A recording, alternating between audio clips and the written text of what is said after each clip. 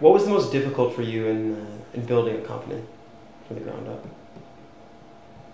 For me, the most difficult thing has always been the commitment you need to make to the people you hire. Some people who run companies have no trouble with that. They hire and they fire. They bring people on, times get tough, they lay people off. Sure. I don't know how to lay people off. I am very uncomfortable saying, because I made a mistake about business forecasting, you don't get to work here anymore.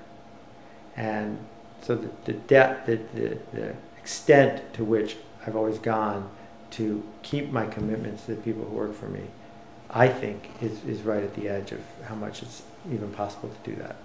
What that means is I don't hire people very quickly, because carrying 60 or 70 people on my back, the way I see it anyway, is really hard. Mm-hmm. And one of the reasons that I sold the company to Yahoo was I couldn't keep carrying that many people.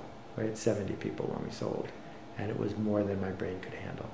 What's been the biggest challenge for yourself personally, like throughout your career, from say, after your first job out of school until today? Well, I think the challenges change over time. The challenge at the beginning was I wanted to keep doing this. And if I failed, I would have to get a job as a bank teller. And that would have totally wiped me out. So at the beginning, the first 5 years, when I was never more than 3 weeks away from bankruptcy for 5 years, it was, how do I get 4 weeks away? How do I get 5 weeks away? How do I get 6 weeks away? How do I stay true to what I'm trying to do, mm-hmm. but not have to stop? Mm-hmm. So, I mean, I've done a lot of books when I was a book packager, but the first book, my advance was $5,000. If you're only doing a book every 6 months, it's really hard to live on that. So how do you just keep cycling? How do you keep costs low enough that you can stay in business? When you're at that level and something goes wrong, there's not a lot of reserve. So you just have to breathe it in and breathe it out and stick with it and absorb it. Over time, it changed, right? Over time it was, well, how do I preserve this? I worked really hard to get this. How do I not blow it? But now, for me, it's how do I do stuff that's worth doing? So in November of 2008, I came into the office and it was empty. And it had been empty the day before, but I hadn't realized it was empty. And winter was coming and I said, I'm not sure I want to sit here by myself for the next little while. Now the power of the internet is you can go from that feeling to a blog post in about an hour, which is what I did. So I didn't do any spreadsheet analysis. I just said, yeah, this feels right. Sure. So I went on to Squidoo and I built a whole page describing the program. And then I went on my blog and I put up a 3-paragraph post about it. And in the next 2 weeks, 48,000 people looked at the description of the flyer on Squidoo. 350 people applied. The application was very difficult. 350 people applied. And I picked 27 finalists. I let the 27 people know they were finalists, and they all came, every single one from Mexico, one from London, on their own nickel, on 5 days' notice. They flew here. And so 27 people were in the office for 2.5 hours. It was the best. And I gave them all steno notebooks, and I said, interview each other. And so there was all this buzz. And at the end, I said, okay, write down the people you'd like to be in the program with. So everybody wrote down their list. And after they left, I put them all into a spreadsheet. Mm-hmm. And it turned out 10 people all showed up over and over and over again. So my choice was made for me because I liked all 10 of them. One got busted at the Canadian border, so she couldn't end up coming. So we ended up with 9. Okay. And they all arrived on January 20th, Inauguration Day. And every day since then, we've been together. They have their own projects, some of which they're going to continue, some of which were just for practice. Mm-hmm. We built a private online network where we've all interacted with each other. Every single day there's been lectures. None as technical as the wasted stuff they teach you at Stanford Business School, but all of them useful and focused on the essence of what it takes to be in business today. Mm-hmm. And is that what the vision of and the goal of the program is really giving this alternative form of what the real world experience? Yeah, I mean, an MBA costs over $150,000, more if you count opportunity cost. Sure. It takes 2 years, and 90% of what they teach you is completely useless. And I can say that because I have one. Mm-hmm. Useless. The Black-Scholes equation, understanding capital asset pricing models, understanding the monetary system and how the M1 differs from M2. Why? So I left all that out.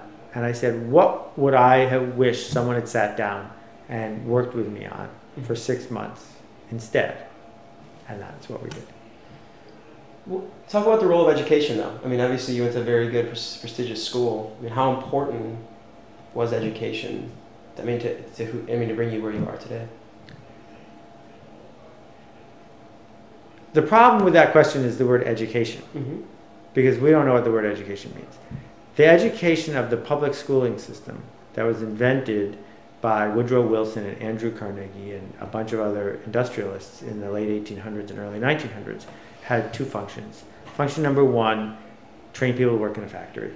And function number two, teach people to buy a lot of stuff. Because they were very worried that we'd run out of factory workers and we'd run out of people to buy stuff. So school is really good at both those things. You sit in straight rows. If your quality is good enough, you pass to the next operation in the assembly line. If not, you're held back and they reform you. It's all about following instructions and being compliant. And business school is exactly the same way. You go to business school to learn how to be senior vice president at the Ford Motor Company, following instructions and doing the job of the person before you.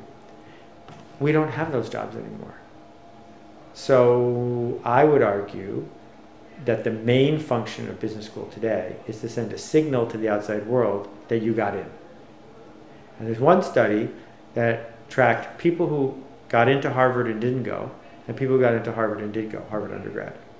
Turns out, if you got into Harvard and don't go, your chances of success, monetary and happiness, are identical to the success if you did go. So it's getting into Harvard that's important, not going.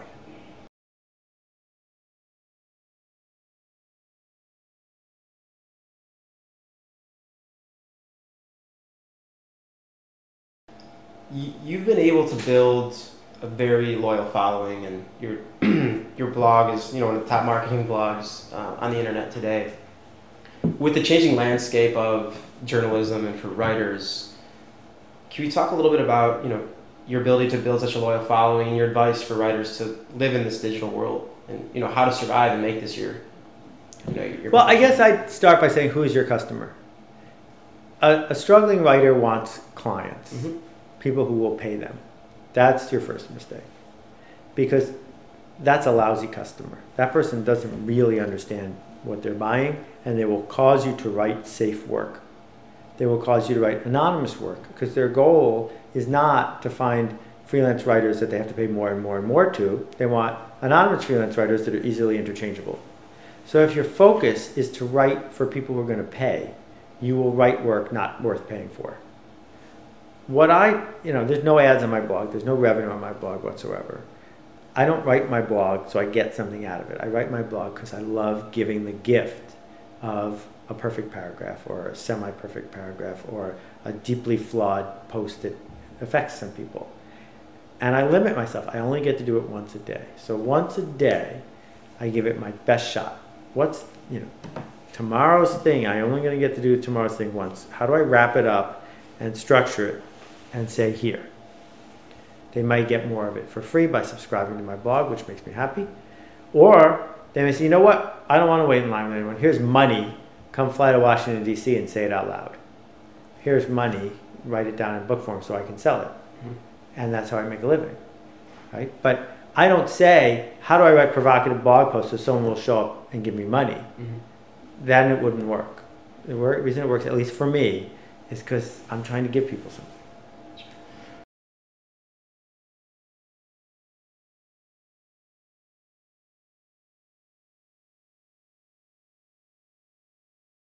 And what's next? That's a great question. Ashita and I are working together on figuring out what the next cycle is going to be. I have a book coming out at the end of January, which I can't tell you about. Okay. But other than that, my office is about to be pretty empty. So something crazy could happen at any moment. Great.